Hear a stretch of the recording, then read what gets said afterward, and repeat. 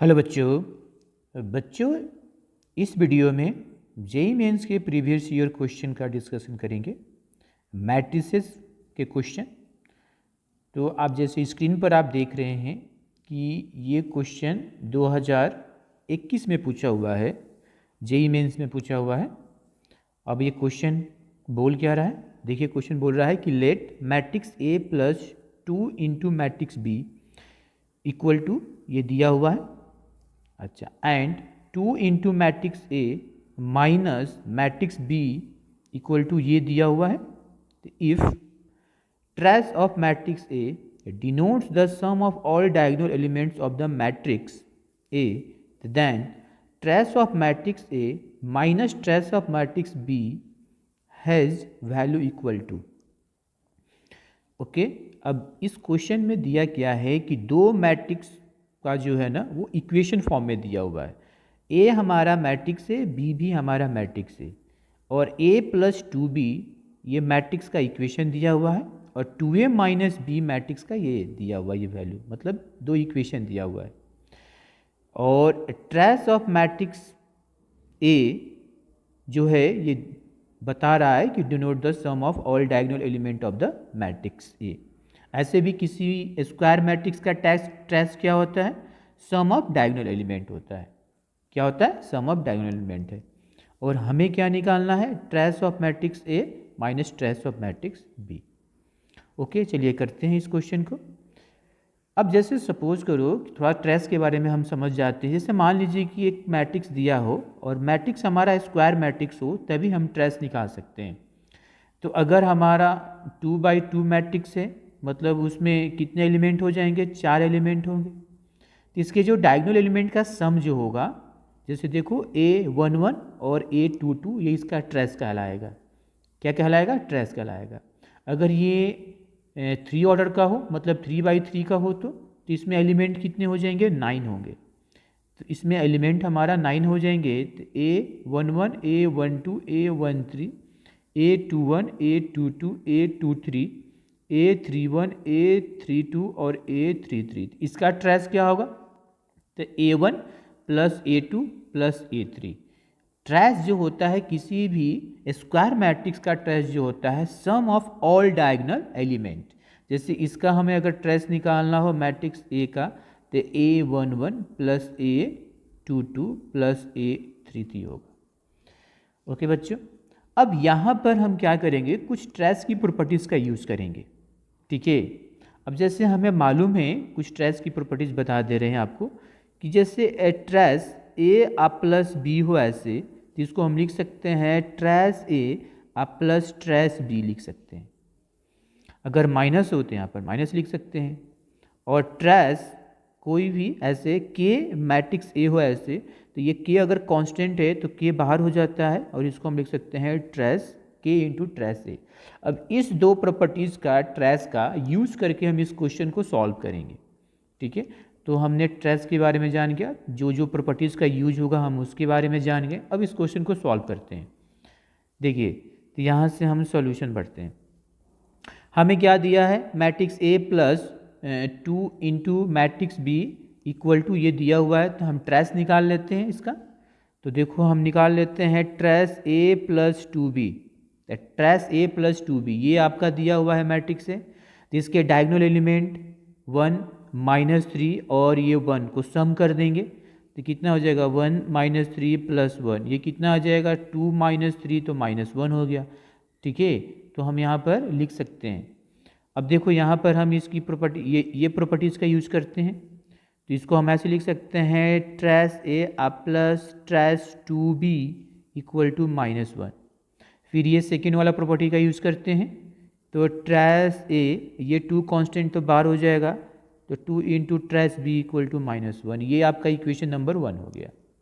अब इसी तरह से हम इसको कर लेते हैं, 2a माइनस बी, ये मैट्रिक्स की वैल्यू दी हुई है इतना, तो इसका हम ट्रेस निकालते हैं। तो ये हो गया ट्रेस 2a माइनस बी। अब देखो, अब 2a माइनस बी मैट्रिक्स का जो डायगोनल एलिमेंट है वो क्या है, 2 है, -1 है और 2 है। तो इसको सम करें, तो 2 माइनस 1 प्लस 2 कितना हो गया 4 माइनस 1 और ये हमारा आ गया 3 आ गया। अब इसमें भी हम ये प्रॉपर्टीज़ का यूज़ कर लेते हैं, तो ये कितना हो जाएगा trace 2a minus trace b equal to 3। अब ये 2 कांस्टेंट है तो बाहर करते हैं, 2 into trace a minus trace b equal to 3, ये इक्वेशन नंबर आपका 2 हो गया।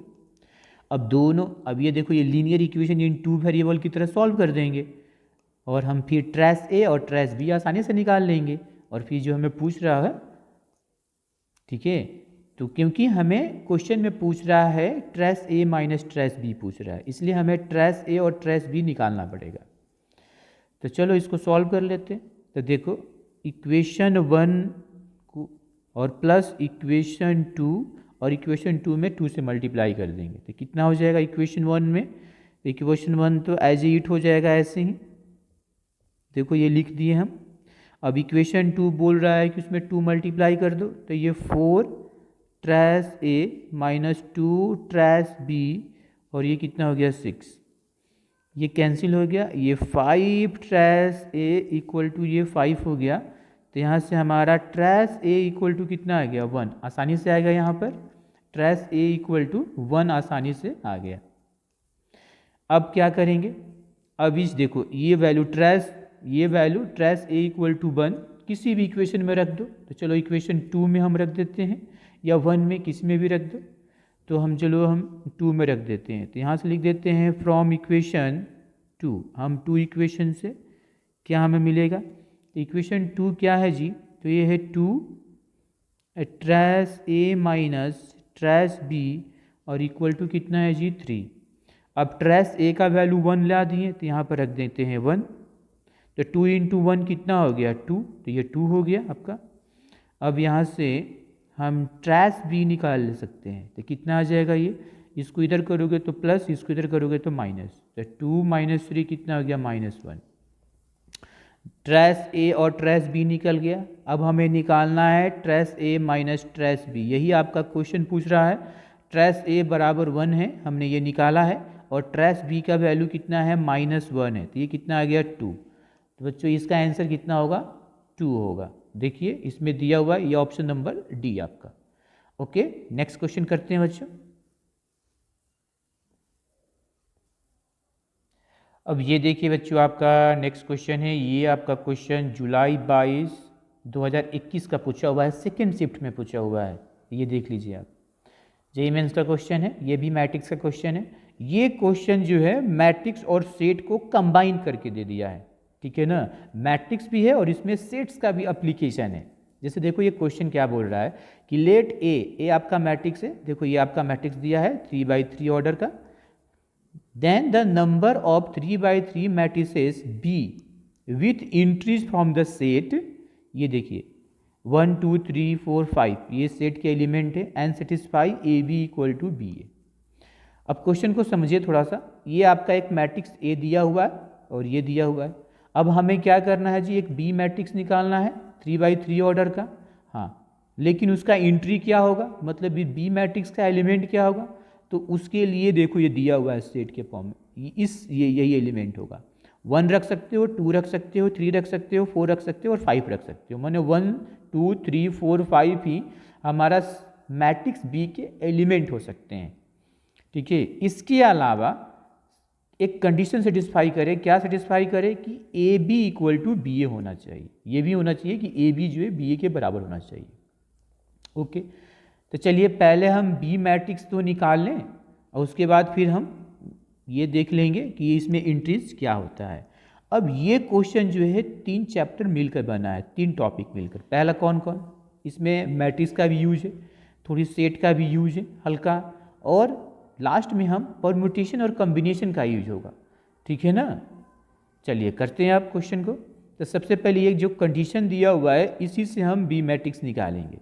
तो चलो पहले हम मान लेते हैं कि हमारा कोई बी मैट्रिक्स है, जैसे हमने यहाँ पर ऐसे एक लेट कर लेते हैं कि हमारा बी मैट्रिक्स क्या है, ठीक है। तो आप मान सकते हो कोई भी बी मैट्रिक्स, ठीक है। जनरली हम x1 y1 चाहे a b c ऐसे लेकर, जैसे हम ले लिया x1 x2 x3, y1 y2 y3 और z1 z2 और ये z3 हमने ऐसे ले लिया। A B C D E F G H I ऐसे भी आप ले सकते हो, हमने ये मान लिया मैट्रिक्स भी। अब क्या दिया हुआ है, बोल रहा है कि ए बी जो है बी ए के बराबर है। तो मैट्रिक्स ए तो दिया हुआ है 0 1 0, ये दिया हुआ है आपका, और ये 1 0 0 0 0 1 दिया है। मैट्रिक्स भी हमने मान लिया है, तो उसको लिख लें ऐसे, ये हुआ y1 y2 y3 और ये आपका z1 z2 और z3। फिर इक्वल टू बी ए, तो बी मैट्रिक्स फिर यहाँ पर ऐसे लिखिए आप। ओके बच्चों, तो ये हमने देखो लिख लिया। और ए मैट्रिक्स 0 1 0 1 0 0 और यहाँ पर 0 0 1। अब चलो इसको हम थोड़ा सा सॉल्व करते हैं, इसको मल्टीप्लाई करते हैं और इसको मल्टीप्लाई करते हैं। तो दो मैट्रिक्स का मल्टीप्लाई हमें करना आता है, पहले मैट्रिक्स के रो दूसरे मैट्रिक्स के कॉलम से करते हैं। तो करेंगे तो कितना है 0, तो 0 आ जाएगा यहाँ पर, मतलब ये 0 प्लस y1 प्लस 0 आया, तो ये कितना हो गया y1। उसी तरह से सभी हम मल्टीप्लाई कर लेते हैं यहाँ पर, ठीक है।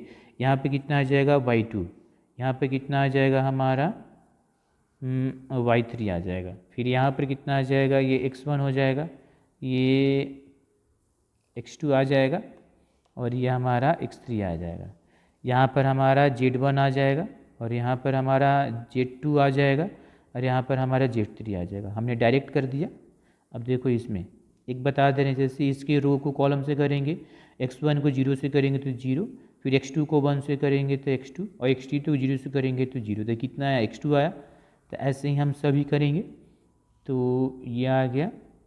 फिर ये हमारा कितना आ जाएगा x1, फिर ये हमारा कितना आ जाएगा x3 और ये हमारा हो जाएगा y2 आ जाएगा, ये y2, ये तुम्हारा y1 आ जाएगा और ये हमारा कितना आ जाएगा y3 आ जाएगा।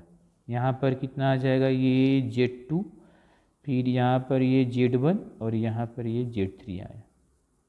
अच्छा, अब ये दोनों मैट्रिक्स इक्वल है, दोनों मैट्रिक्स क्या है, इक्वल है। इसका मतलब हमें क्या पता चला यहाँ से कि क्रॉसपॉन्डिंग एलिमेंट इक्वल होगा, मतलब y1 किसके बराबर होगा, x2 के।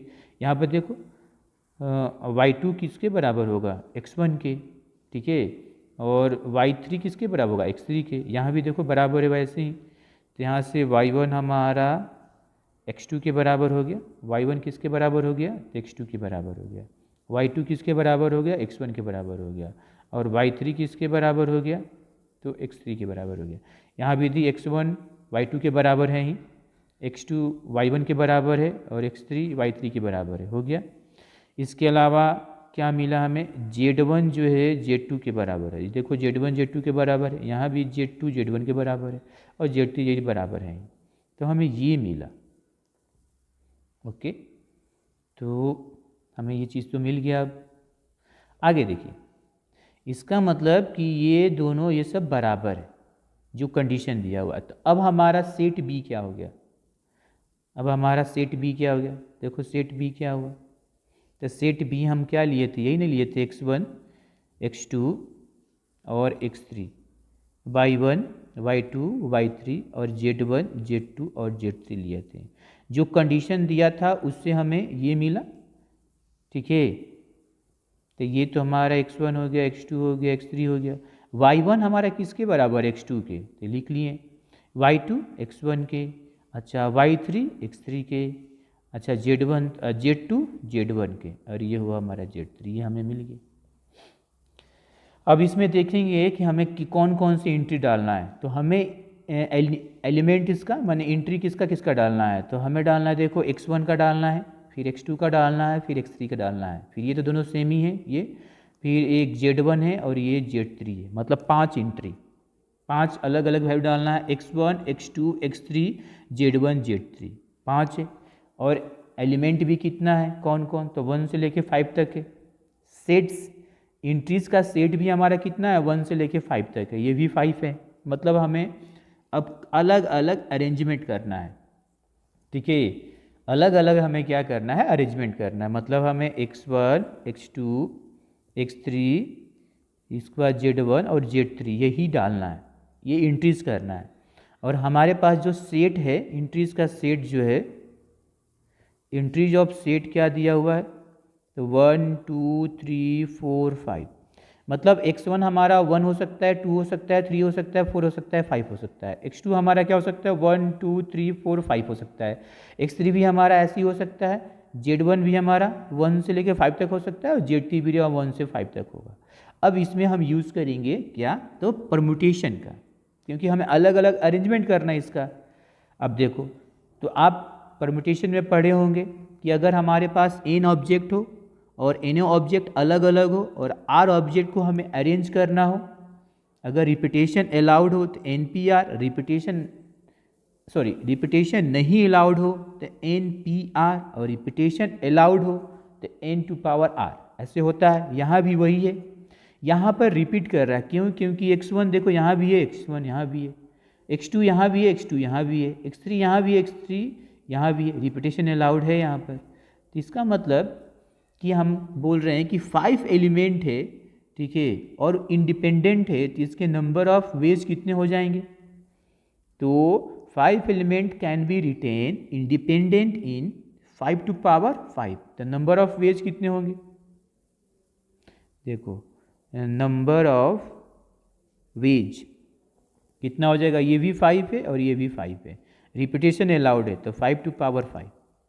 तो 5⁵ मतलब इसकी वैल्यू कितनी आ जाएगी, 5 के पावर 5 करोगे तो आ जाएगा 3125। मतलब कि हमारा B matrix, number of matrix कितने हो गए, नंबर ऑफ मैट्रिसेस, मतलब बी मैट्रिक्स कितने हुए, मैट्रिसेस की संख्या कितनी होगी, तो 3225 होगी, ठीक है। और जितने अलग अलग अरेंजमेंट, 3125 अलग अलग तरह के अरेंजमेंट हुए इस इंट्रीज का, उतने हमारे मैट्रिक्स बने। तो इसका आंसर हो गया हमारा, इसका आंसर हो गया 3125।